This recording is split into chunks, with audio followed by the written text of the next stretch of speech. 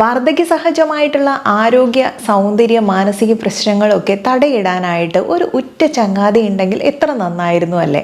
എന്നാൽ അങ്ങനെ ഒരാളുണ്ട്. ആയുർവേദത്തിലെ അതിവിശേഷപ്പെട്ട ഒരു കൂട്ടാണ്. മഹർഷി ച്യവനന്റെ വാർദ്ധക്യം കുറിച്ച് ആരോഗ്യവും ബലവും വീണ്ടെടുക്കാൻ അശ്വിനി ദേവന്മാർ തയ്യാറാക്കിയ ഒരു യോഗമാണിത്. ഇപ്പൊ കാര്യം പിടികിട്ടിയില്ലേ ഏതാണെന്നുള്ളത്?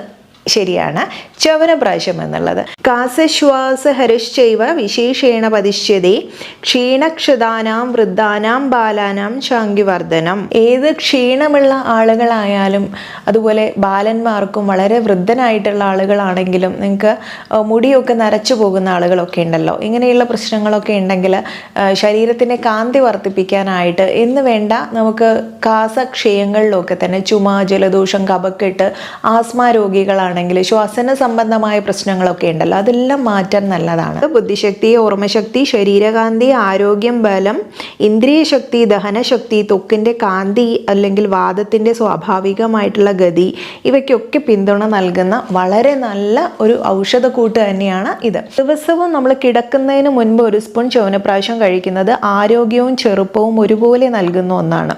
ഇതിനൊപ്പം ഒരു ഗ്ലാസ് പാല് കുടിക്കണം, എന്നാലേ ലേഹ്യത്തിൻ്റെ ഒരു പൂർണ്ണമായിട്ടുള്ള ഗുണം ലഭിക്കുള്ളൂ എന്ന് വേണം പറയാൻ. ദിവസവും ഒരു ടീസ്പൂൺ ച്യവനപ്രാശം ഒപ്പം ഒരു ഗ്ലാസ് ഇളം ചൂടുപാലും കുടിക്കാവുന്നതാണ്.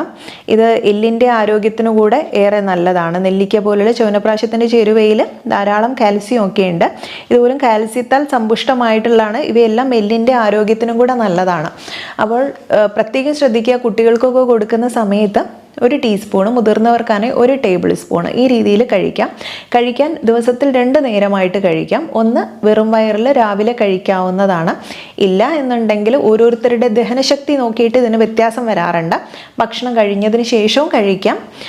അതിന് കൂടെ ചൂടുവെള്ളമായാലും കുടിച്ചാൽ മതി.